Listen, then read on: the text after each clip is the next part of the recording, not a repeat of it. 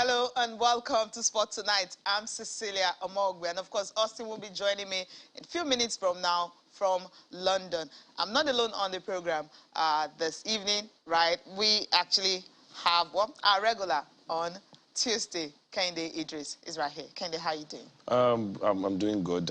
Feels good to be here always on Tuesday. And looking forward to either you or whoever is there, then Austin on the other side. So then I can see the menu. Yeah, so packed. It's loaded, right? Yep. Yes, it's a loaded show this evening because the UEFA Champions League is on right about now. Chelsea and Lille in action. But the big news is the fact that Lukaku dropped to the bench after he made just 7 touches in 90 minutes. That's the fewest ever since Opta started collecting statistics when it comes to football. No player had ever done that in the history. And of course, we'll be talking about the Super Falcons of Nigeria. The media officer, Tobechukwu Tobes, will be joining me this evening to talk more about the Super Falcons of Nigeria. Some teams have already qualified for the Africa Women's Cup of Nations in Morocco in July. We have the likes of Burundi, Zambia. I mean, some teams, Senegal also making, they will also be part of the teams that will be in Morocco later. Austin, how you doing?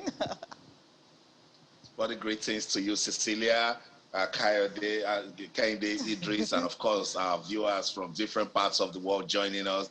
It's always a delight to be on the show in Europe. It's a big night in the UEFA Champions League. And you know, with the UEFA Champions League, where anything can happen, you never say never until, you know, the final whistle. So we're monitoring what's going on in that one between Chelsea and Lille, and then Villarreal taking on Juve. You mentioned the Super Falcons. They have, should I say, a win mission in Abidjan. Somebody would say, Austin, if they draw, they've qualified. But no, we always saw in Abuja in the first leg, I think they should target a win or win. So let's see if the Super Falcons can go out there and get the job done. But I'm super excited to be on the show tonight. We're going to have fun talking sports, Cecilia. Of course, we're going to have lots of fun. And, of course, for the Super Falcons of Nigeria, we'll be having the media officer, to talk to us about what's currently going on in camp, the players that are in. We know Asisa Toshola had to go back to Barcelona after that left thigh injury she suffered during training on Wednesday. And, of course, we know the likes of Francisca Odega are already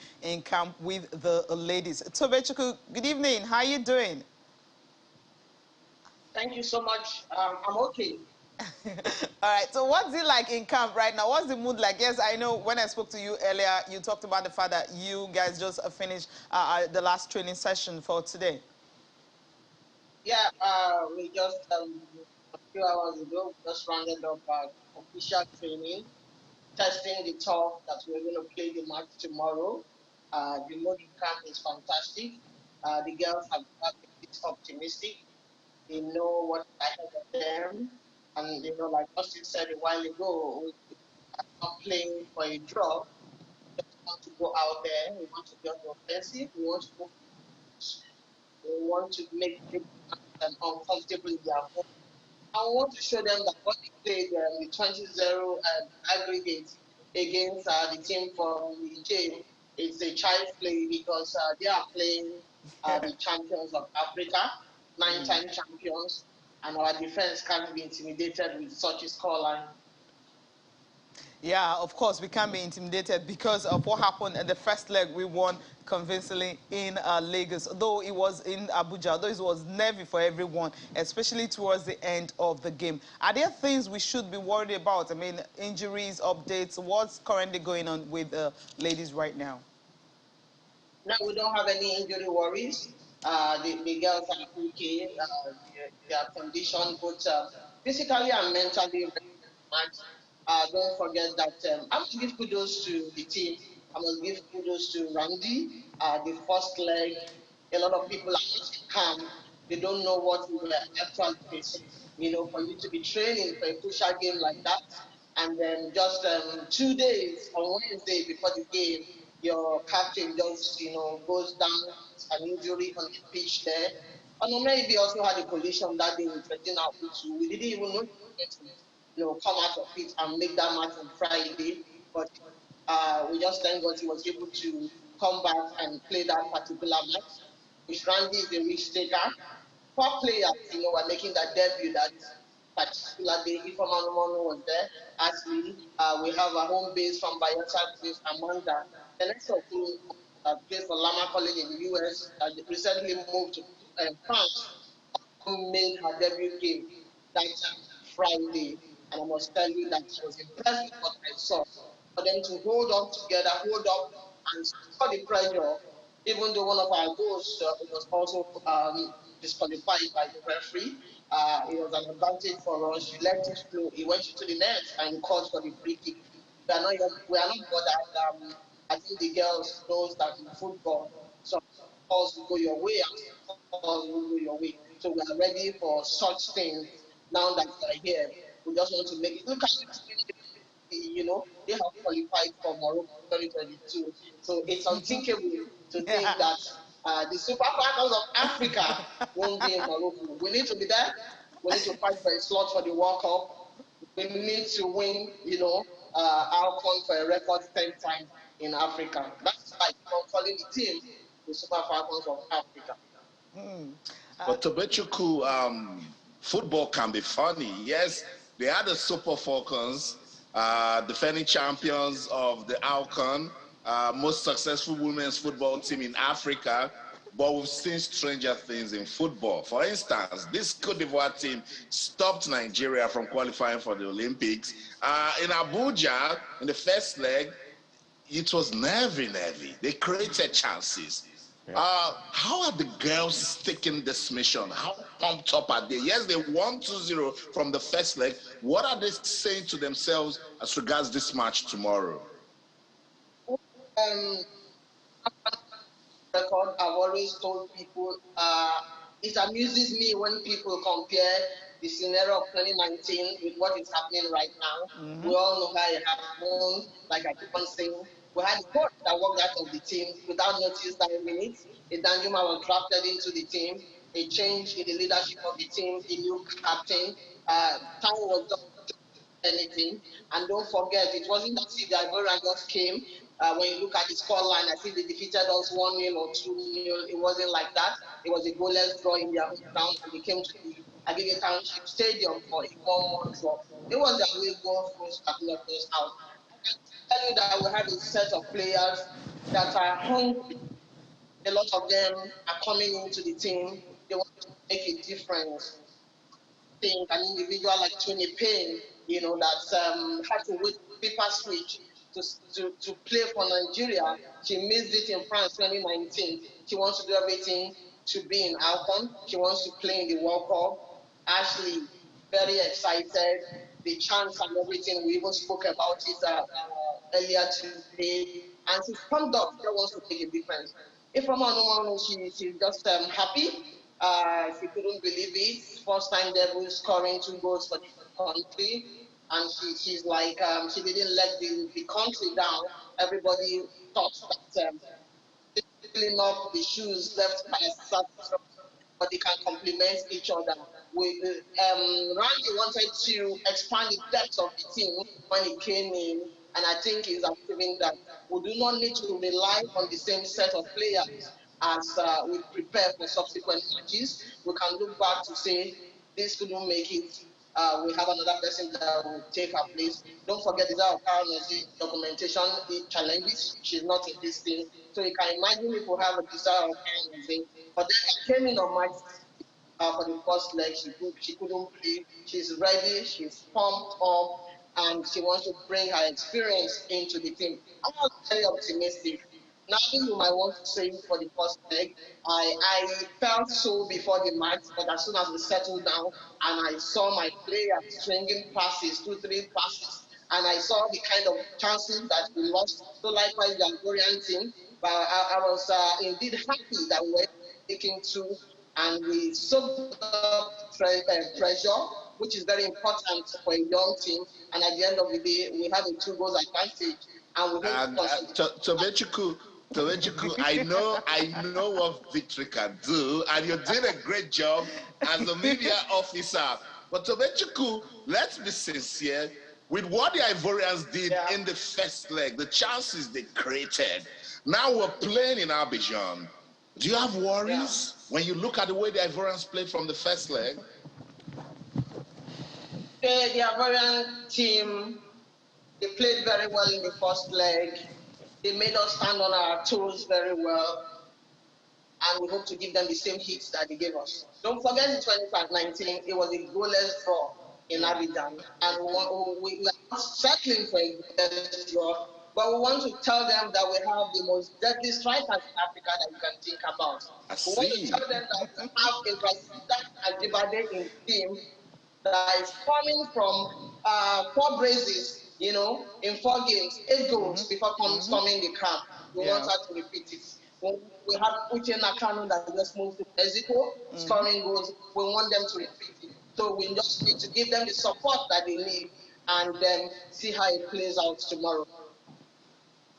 Fantastic, Tobechukwu. I mean, you said it all. We're just wishing the Super Falcons a victory tomorrow. As Austin said at the beginning of the show, it's a win-win for the Super Falcons, no going for draw or anything, because the Ivorians have actually put so much sand in our eyes, and so this is the time to serve that revenge very cold on Wednesday night. Yeah, one of the reasons why we are motivated is because we want them to feel the way we felt in 2019. It's the second leg, we're playing in Abidjan, by the time you start, we have rehearsed our dance each time we score a goal. We have rehearsed it. We're going to do it in front of the bench. We're going to make them feel what we felt. Hopefully you will have that dance, Tobechukwu. Hopefully you will have that dance. Thank you so much, Tobechukwu, for your time on the show. We'll continue to wish the Super Falcons all the best. I see Cecilia smiling. She's beaming with the same confidence that you have. Best wishes, Tobechukwu, and give the girls all our love. Thank you. Thank you so much. Thank you, Channel TV, for your support.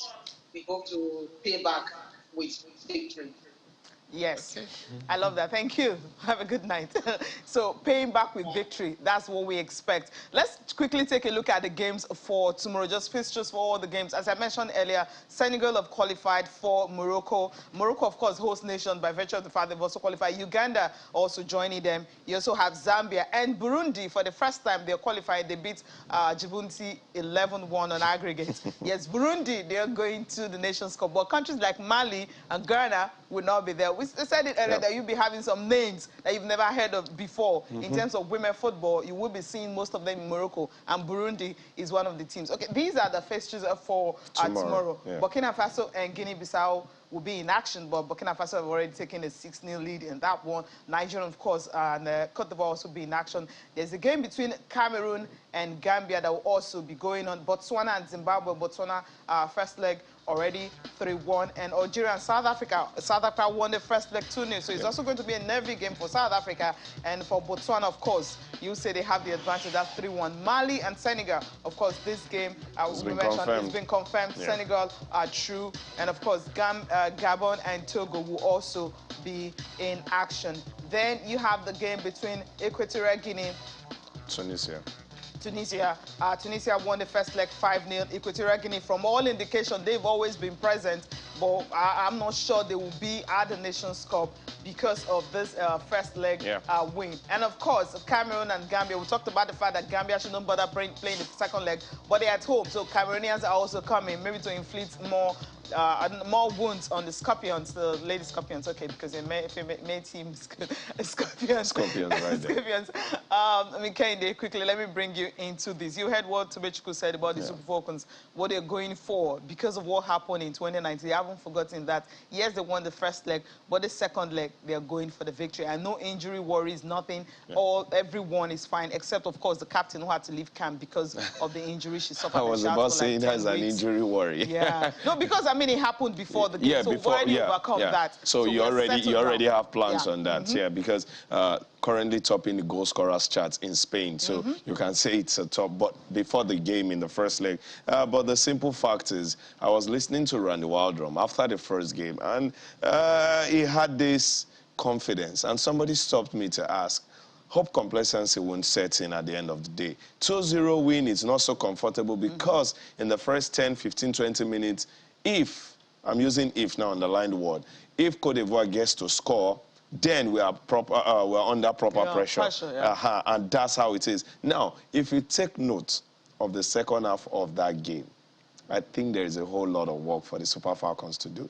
The first half was our own. We took We did so well, but come the second half, the Lady Elephants turned up the star. They reminded the entire fan in the stadium what we went through at the Agege Stadium, which made them got a 1-1 draw that pulled them through for the Olympics. So it's a worry for me. I just want them to understand what why I am worried. It's because one slip, one mistake, this is our home for, Côte d'Ivoire. They will just get to be, at the next level. Now, if you miss this point, you're already talking about missing the World Cup, and that is where I've got my worries. But with what Tobe just said, I think it's like you coming in from the sun, and then you get a chilled, very, very chilled water to, take in right there. You understand how your system will feel. So she had really poured, a very chilled one on everybody's nerves, and it's been cooled now. Let's see how it will pan out tomorrow. I still have my worries, fingers crossed, because respect should go to teams that are doing so well. The Lady Elephants are growing and are doing so well, and we should be wary.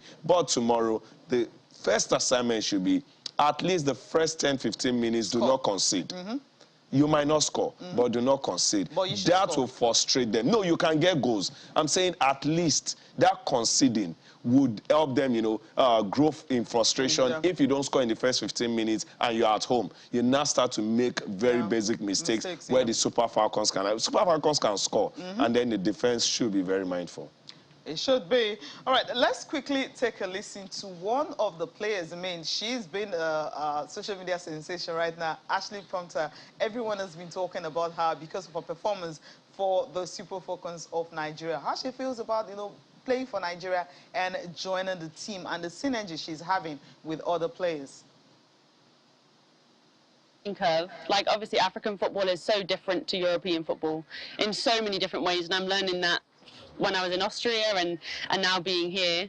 And for me, I'm always, as a footballer, you should always be learning. And I think some of the things I potentially can help other girls with in terms of like tactical knowledge is interesting so far. But yeah, the athleticism and things like that are things that I'm not necessarily used to. So for me, I think it's important, because if I'm going to be invited to more camps, I need to know how to adapt. But it's also kind of blending both together, and I guess I have a bit of a British mentality at times. Like, I allow myself to get frustrated at things. Like, off the pitch, I'm kind of smiley, and I can kind of, I don't know, I'm just nice, so to speak.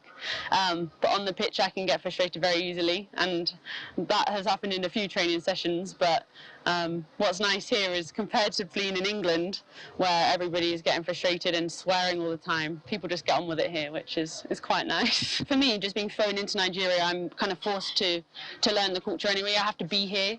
I can learn as much as I want when I'm at home in England, but you'll never get a real feel if you're not actually here.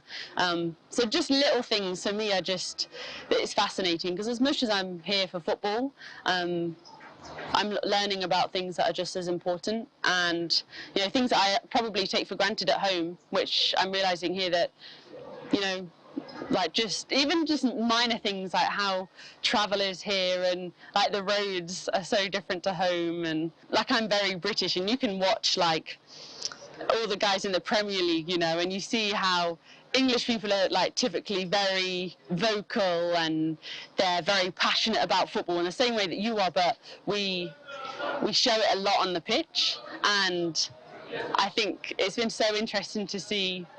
I think it's been good for me to be around some of these players who have such a good work ethic, but just get on with it. And there's never any like complaints. We just kind of, you go 100% and nothing less, and everybody expects that from one another, which I really, really like about it out here. I kind of had that in America as well, and obviously being in England, we're all very passionate, but just seeing the differences in like culture, I think, is brought into that as well. So like culture, obviously you can't separate football and culture, because how you've been brought up, it affects how you play on the pitch. And yeah, that's something that I've been it's very noticeable.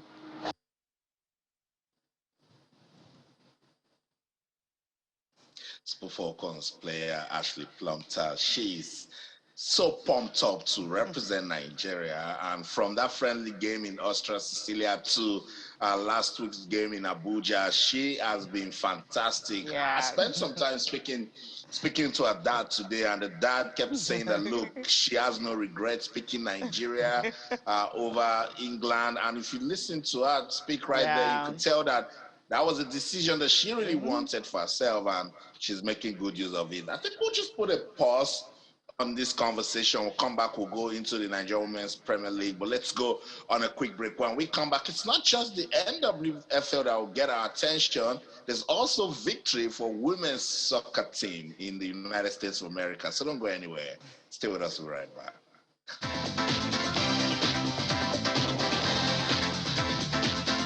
Welcome back to Sports Tonight on your award-winning sports-loving channels television. And we're taking a look at women's football. Yes, the Super Falcons of Nigeria, they will be taking on the Lady Elephants of Cote d'Ivoire tomorrow in an African Women's Cup of Nations qualifier. It's the second leg. They won the first leg. One's the 2-0. Silly, I was saying, come on, 2-0. A second leg. Now, serious business. They need to show us that they can go out there and complete the business. We'll listen to Ashleigh Plumptre just before we went on that break, and she's also pumped up for that second leg. She had a fantastic match, Cecilia. Of course, she did a fantastic one there in Abuja. I mean, she was the synergy of all eyes, so to speak, because everyone, were actually, rooting for her, and the dance, the joy she felt after, the game where she had to go meet the fans and celebrate with them. It was really awesome, something we really enjoyed. So, Austin, before we talk about the Women's League, you mentioned that earlier, big news coming for the U.S. Women's National Team, where finally the equal pay, I mean, they've succeeded after so many years they've been fighting this. 2019, when a court case started, people were thinking, look, they already earn so much. There is no need for that. They're earning more than the men if you put everything together.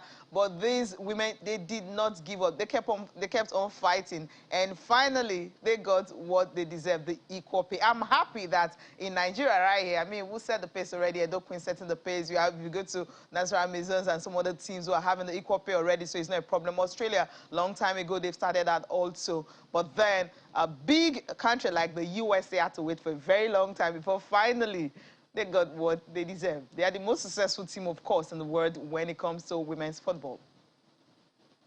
I have a friend who was making jest and was saying, Austin shouldn't even be equal pay, that it should be the women's team even getting more pay than the men's team in the United States. Because, of course, the U.S. women's soccer team, we know what they do with football for the country. So this is a good one.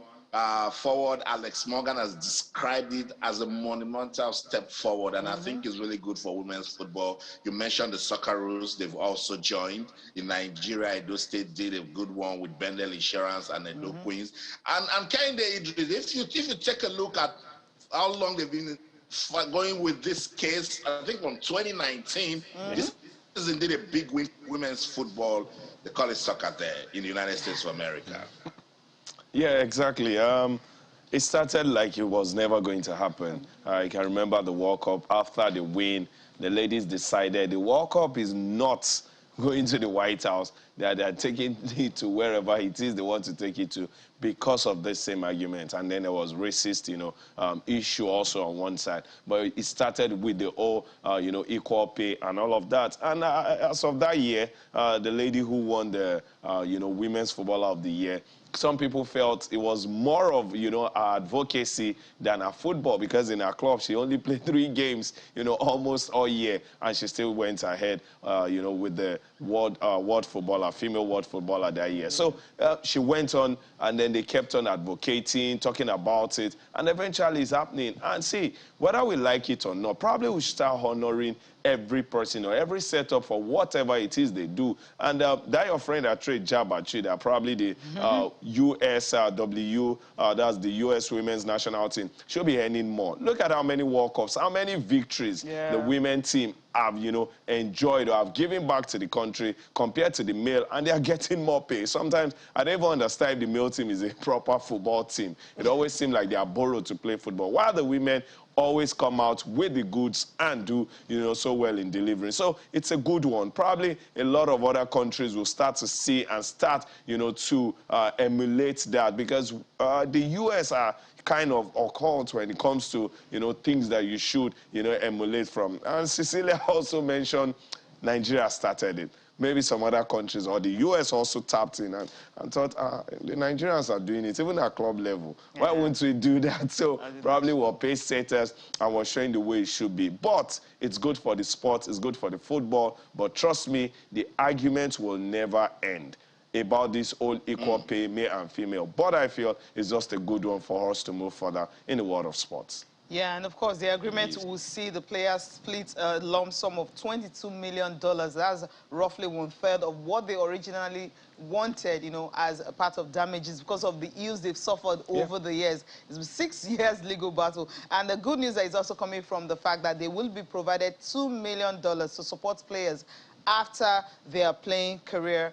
And of course, to also aid them to, if they want different charities they want to donate money to. So that $2 million will also help the players. It's after the career I'm really interested in, because once you're done with football, so there's something you're going to take away from the national team, because you represented the country. And of course, the country is ready to ensure that, you are doing this smooth transition from playing to, a non-playing player. So it's a good one, and it's a win-win. Yes, they may not have the total package, but then after 6 years of the legal battle, finally something is coming from that legal battle, Austin. It is, Cecilia. It is. I remember I had this conversation with you in the studio when this, lawsuits just started, and we said, look, if this would change the face of women's football worldwide, then it should happen. And let me just quote what Megan Rapinoe said. She said, I think we're going to look back on this day and say, this is the moment that U.S. soccer changed for the better. And it's not just for U.S. women's soccer. I think it's for women's soccer all over the world. It will empower the girl child. It will promote equality. And then the men will also see reasons to also sit up now, because this is good competition. It is a great one. I'm so happy because I know that some of these women wouldn't have to be working and also playing football. We've seen women working and playing football because the remuneration is so small, the wages are so small that they can't even cater for themselves nor their family. So some of them will have to do, some other jobs just to keep up. And meanwhile, you're playing for the national team. So with this kind of deal, it's going to be a win-win for them. So all they have to do is to just focus on soccer, playing soccer, and of course, earning the money that they deserve. It's been a long time coming. And also, another angle is, the ladies had to go through a lot to put out their best out there. We understand the morphology of our bodies. And the male, you just need to wake and then get to the gym. The female have days where it's rough. Getting to interview some female footballers right here, what they need to tell themselves, speak to themselves psychological. I'm talking personal. Personally now, you're sitting in your corner. You had to psych up yourself to get to the field on days like that. And probably if the pay is so good or is at the level of the male, then you can say there is something after the whole pain or the whole personal fight and all of that. If I get out there, I'm getting something good in return. It's a great one, Austin. We're all happy and excited with the U.S. women's national team that something big is really happening in women's football. And hopefully the prize money for the World Cup can also be bigger so that countries will have so much to share for taking part, right? And CAF also should take a cue. I mean, how much is, okay, we'll dedicate a day to talk about the African Women's Cup of Nations. Falcons. Not just the Falcons, I'm talking about CAF. I'm talking about CAF on its own. Falcons. We'll create a day to talk about CAF and what's happening with the women's football. Yes, because they need to step up also. So we are coming for CAF. We'll just create a time, Austin. We're going to do it together, don't worry. So now NWFL will get our attention. It's returning after 2 weeks break. 23rd, that's tomorrow. That's when all the teams will begin again after going on the 2 weeks break to begin the second stanza of the league. And of course, as usual, you have too many big games that is coming up this Wednesday midweek game. Confluence Queens and Nassau Amazons will be in action. Nassau Amazons currently topping the Group A. Yeah. Niger Ratters and Pelican Stars will also be in action. Adamawa Queens and Oshun Babes, the teams will also be in action. Luckily, all the teams, they finally got in their first win. Pelicans got theirs before they went on break. Before the Oshun break, Babes also got theirs, and Adamawa already won 2 games. And in Group B, FC Robo still not playing in Lagos because of that fan trouble. They will be up against Royal Queens. Sunshine Queens and Rivers Angels will be in action. Delta Queens and Abia Angels is another team to watch out for on match day 8 of the Nigerian Women's Football League Premiership. So, Austin, quick one. Okay, there you go first. Yeah. Okay. Okay. Anybody who is close to me in the industry, they always say, "Why do you take so much attention in women's football or in women's sport?" I always love, everything that has to do with the women. They bring us good football. Look at since the pandemic. While everybody was scared to start anything sports, the ladies started, and the men, they started on an unprecedented date. They had to start December 27th. No, the women have started, let us start. And then we thought they have learned and they will lead. But come the following season, they still were holding back, and the Aisha Falode-led board and the other women had to start the league again. The men had to quickly, start there. They're playing catch-up. I'm saying, even watch the football. The football is growing every day. And sometimes you watch and you feel, wow, these are Nigerian ladies playing this way. Beautiful football. So I love everything about it. It was a very dry period when they went on break. Now they have returned. And look at how they filled the break period. It wasn't just break, everybody go your way. There was so much training, so much capacity building for everybody involved. One that really caught my attention, media officers of female team also had a time where they were prepped, they were taught on how to go about it. And that is how you fill up the break time. Not just, everybody go their way and then you come back to playing football. It's not just about football. There is so much more. And continuing in that state, the ladies keep showing the men the way, especially NPFL and NWFL. If the NPFL is not learning anything from NWFL, then the failure will continue for a long while. Yeah, it's continuing. Okay, there, you just mentioned it, why they were really busy, and one of the things they were doing while the league was on break is the NWFL level up program, the seminar and the training. First, it was the media officers. It was the media and of course, officer, on Friday, they had to train the managers themselves, the club owners and the club managers. If the owners cannot come, most of the clubs are owned by government, then the managers should be there. And of course, that's why you have so many people coming in. And they had to have a CAF instructor, who is also the Uganda Football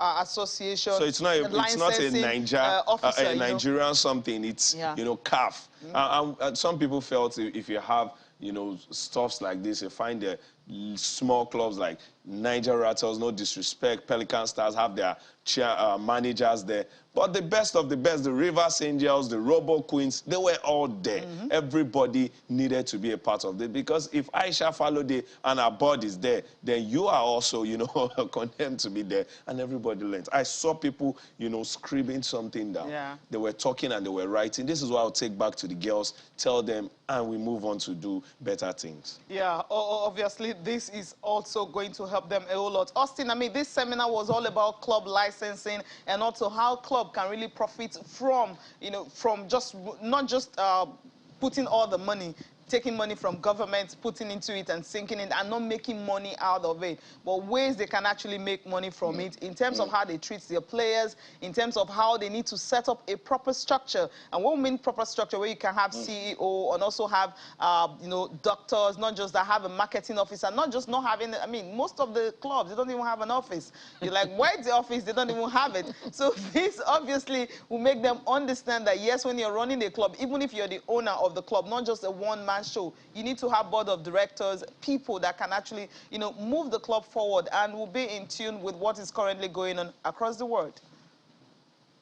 I totally agree with you, Cecilia. The day we stop learning, we stop existing, and that's what these club owners, administrators need to keep going, they need to keep learning. They need to, follow what is being done in climes where football has worked. One, making football a business. It starts with a mindset, and how to run a professional football club, because sometimes We know the problem, and that's because most of the time it's government ownership that is the issue in Nigeria. But when administrators start doing those little things that will create a good business environment, then our women's football will move from one level to another. That we have the talent is not a question. We do have talents, abundance of talent.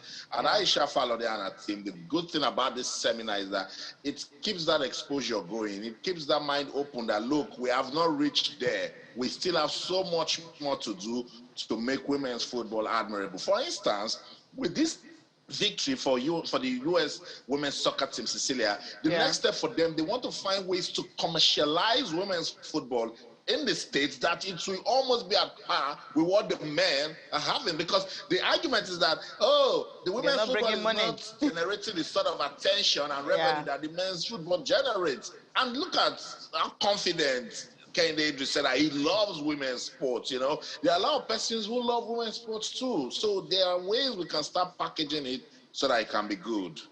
And that's what we did. And of course, the club managers have learned a lot from this seminar. Let's take a listen to them. Education is very, very important. We keep learning every day. Now we're here to know more about how to run the game of football. Definitely all that we have benefited here will now be put in practice, and someday we'll get there. We need to restructure our teams. We need to get some things, put them in place. One, the first thing is the structure of your team. Your team needs to be properly structured. Then you need to get an office. Don't just be a roadside. You need to be well equipped. We're talking about professionalism, and this is a way forward. First of all, we have come to learn how to do the club licensing, the structure, infrastructures, and it has really exposed to many of us that we're not doing it right. What we think we were used to is actually not the right way of doing things. So this seminar has really exposed a lot to any of us, and we're happy to have this kind of training. And going forward, I think we're going to see better structures in club, better infrastructures, talk about how to raise finances, how to bring income to the team, not dependent only on government, how to get sponsors, how to get the right players, how to protect our players from contracts of players, also how to get it right and make sure every player is under contract, and how to respect, most importantly, the contracts of players. Yeah, I love that. That's what I'm taking away from it too, Austin. Respecting the contract of players, which is really key. I mean, you don't just bring in a player for one season and then maybe when she's injured or something, I mean, you let the player go. But with this seminar, some of them will understand that, yes, the players, I mean, without them, of course, there's obviously no football. So their welfare is obviously of utmost importance. Look, Matilda said everything, Cecilia. Matilda and Coach Osao. Coach Osao talked about the structure, that we should have a proper office. This is not joke. This is top flight women's football in Nigeria. Yes. I like that Matilda mentioned that they should stop depending on government. It's going to be difficult. A club, for instance, as Rivers Angels, with everything they've achieved, Cecilia, with their pedigree, they should be able to brand themselves in a way that can attract corporate sponsorship. And I think when we start doing that for our football, Kehinde, I'm sure you agree that then more persons will come into it to support the drive. Of course, more people will come in. We're here talking about the Edo Queens and the Bendel Insurance team just, I think 2 weeks ago, where they have this brand on their jersey worth about 50 million. You can, in the context of football business, 50 million is so meager, so small, but it's a start, it's a good one. Now you continue to do so well, and you find 50 million become 200 million, and it grows on like that. Go and ask the leagues today that are building so well. It started very little. Let me give the example of the Spanish La Liga Femenil right now. One of the things they are putting in place to grow the football, hey, you go to watch any game. There is a jersey souvenir under your seats where you have to go home with. So that brings you to the stadium because after watching good football, you still have something to go away with. And now, the Spanish football for female is called the Mecca of, you know, female football today. It used to be France, England at some point, Yeah. but everybody wants to play in Spain now because of things being infused. And you start from there, little by little. Sometimes you even go through losses, and then you start again. So that is what we're saying. You start by those little things, put them in place, and trust me, with everything all of these managers, owners have said, or Saon, Matilda, and the likes, hey, if they take everything back, in another 2 years, the NWFL or even female football cut across national to the clubs, it will be something way more beautiful than we all ever imagined.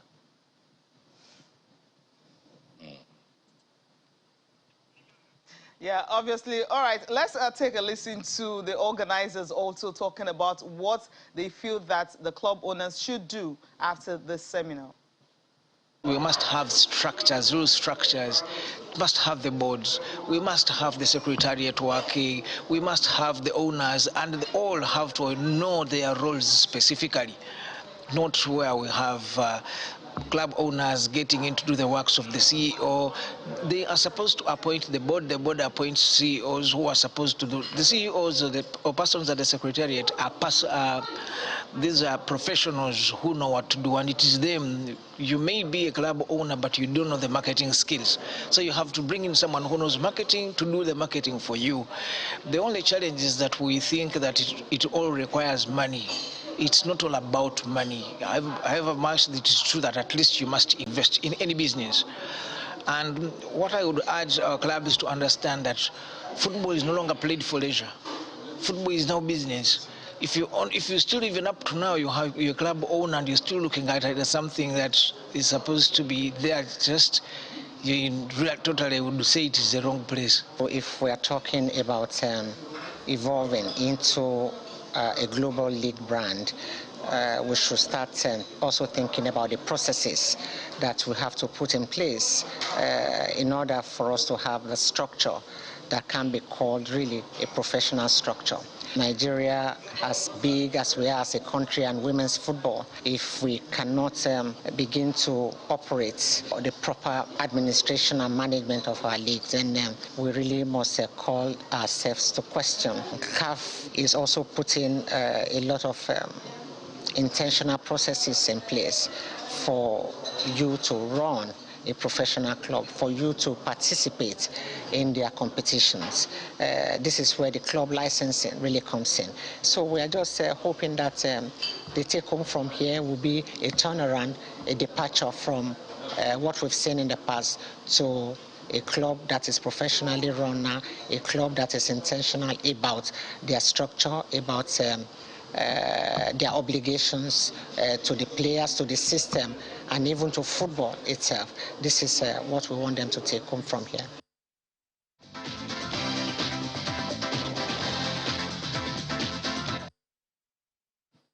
All right, staying with the women, but this time around we're talking basketball because the D Tigers right now, they are ranked 14th in the world, and simply because of what they did at the FIBA Women's Basketball Qualifiers in Belgrade, Serbia. I mean, it was a remarkable one for them after losing their first game by as much as 20 points to China. And of course, what happened in the second one? They beat France. Of course, the team that was ranked number 5 in the world at that time. But France have dropped now to 6th in the world, and then they went on to beat Mali. They won 2 games, and France, of course, won only 1 game, and they were in the same group. That's how remarkable it was for the D Tigers. So the run that they had in Serbia, you've seen the reward. You've seen the reward is there. If we're taking the Tigers, the Tigress in context of what we've been discussing earlier about, you know, remuneration and all of that. 3 peats happened last year, 2017, 19, 2021. Hey, you can only beat what is in front of you. Of course. The D Tigers are playing female teams in Africa, just like the D Tigers will play male teams in Africa, and they've been able to hold their own. Look at the World Cup. Beating France was very massive. Some people just feel, okay, they beat France. Number one, look at their pedigree. Never beaten them Look at their pedigree. ever. Look at where they are ranked. Then even if you watch the game, these ladies are built so big, and we're talking basketball where the balls had to go up there, but they found a way around it, and they did that, and they went against Mali. Even China, that had to beat them. China is one of the strong forces. You have to put it out there. The D Tigress have been massive for us, and the entire country is just waiting to see how they will turn up at the World Cup. It's looking like what they've been building, even with the Olympics, the World Cup will be will be something very different from what we've seen, in the past. Yeah, obviously it's going to be that. Go to London, Austin, quickly on the D-Tigress and what they've achieved so far. The top four, of course, remain unchanged. The USA perpetually, they're always number one. So, I mean, they can just be there. But then we'll climb slowly and surely. We'll move up to the top five. But the US can just hang in there and just be there because there's no struggling with it. Okay. Spain, Australia, Canada, Cecilia, these are the teams. I'm so super proud of the D-Tigress. You know so well that I love them. They know that I love them so much. And look, this is another reminder to the sports ministry, to the NBBF, that if talent, because this is the work of talent alone, if talent can make us ranked 14th in the world, just try and imagine if administration is top-notch. Nigeria can be in the top 10. Nigeria can even go to the top 5 with all of the distractions, with all of the greed and excess display going on. These girls stayed focused, went out there, beat France. Not just beat France, Cecilia, they fought. They showed that when they are down, they can get back up, and they qualified for that World Cup. Administrators, look at what these girls have achieved and say to yourself that, look, we have been the problem, so let's sit up. Sit up. That's the word. We'll just end it there. Sitting up. All right. Quickly, just talk about one match that was played today in the Nigeria Professional Football League. Plateau United and Gombe. The game that will be played tomorrow. And today is actually Tuesday. What am I thinking? It's Wednesday. I think there's something happening for you tomorrow. Yeah, I think so. I think the it's millions the are coming tomorrow. The millions are coming. Gombe and Plateau United will be in action. Plateau United, of course, they have opportunity to see if they can, get the top spot. Dethrone Rivers United are actually topping the league right now. A quick one from you, Kendi, on this. I think that's all the motivation Plateau United needs. 27 points they have now. Rivers United 29 points. You get to beat Gombe. You move up straight. You sub them at the top with 30 points. But for Gombe, what Gombe is doing right now is something massive that needs to be talked about. That team is not laying at all. So if you have to go to Gombe and win, then Plateau United must be one of the superb teams in the NPFL yet. I'm saying I will judge them properly against a team like this. Sitting 7th on the log, I'm talking Gombe right now, at the top half of the table. So they have a whole lot of work on their hand. But what Fidelis Elechuku is doing right there in Plateau with the boys, I think if you find anybody tilting towards Plateau in Gombe, do not say they are doing something wrong or they are not calculative enough. Plateau has been massive, and I think it is either a win or a draw for Plateau. On the side of Gombe, is either a loss or a draw. Interesting. Okay, we'll just wrap it up with the UEFA Champions League. Austin, I mean, what's currently going on there? We know Kai Havertz is the one leading, scoring for Chelsea. It's halftime right there at Stamford Bridge. And, of course, Villarreal and Juventus 1-0. Also, you have Vlahovic, is the one who got the goal for Juventus. Yeah, halftime also in Spain. So Juve with the advantage. You just mentioned Vlahovic with a goal. Daniel with the assist. Kai Havertz gave Chelsea that lead in the 8th minute. So it's looking good for the Blues, but it's just halftime. We'll wait to see what the results will say at full time, Cecilia. We'll wait to see. But Lukaku, we know, is on the bench. Okay, he hasn't made... Quick, stop laughing, okay? You said it at the start, you said it in the middle of the show now. Okay, I'll leave it. Rene actually put it into my head. That's the producer of the show. He put that into my, reminded me that either of two he made things. 7 touches. Is either he's a very good friend or he's not your friend at all. He put it into my head. So but we know we have to leave the studio right now. Kendi, I want to thank you so much for coming on the show. Yeah, it's good to be here always. All right, from me, thank you so much for watching. I'm Cecilia Omogbe. Have a good night's rest. Always a delight to talk sports with you. In London, I'm Austin Okonakwan. In everything you do, remember, keep talking sports. Bye for now.